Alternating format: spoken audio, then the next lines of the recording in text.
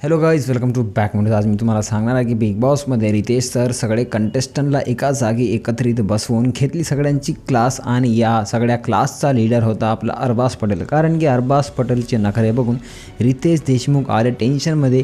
कारण की तुम्हाला माहीतच असेल की बिग बॉसची प्रॉपर्टी तोडत आहे आणि निकीसोबत रोमांचचे नखरे. आणि निकी जर कोणाला बोलत आहे तर निकीचं बोलणं बघून आणि दुसऱ्यासोबत बघून बिग बॉसची प्रॉपर्टी तोडफोड करत आहे आणि जेलस फील करत आहे. तर बिग बॉसच्या सगळ्यांच्या समोर कंटेस्टंटच्या समोर रितेश सरांनी त्यांना सांगितले तुमचे नखरे बंद करा आणि हे खूपच तुमचं होत आहे ओव्हर. हे ॲक्टिंग माझ्यासमोर आता चालणार नाही. आता यापुढे सांभाळून राहा, नाहीतर माझ्या शोच्या बाहेर तुम्ही निघू शकता. डायरेक्ट सगळ्यासमोर त्यांची पची आणि त्यांचं म्हणजे खूपच इज्जत काढून टाकली.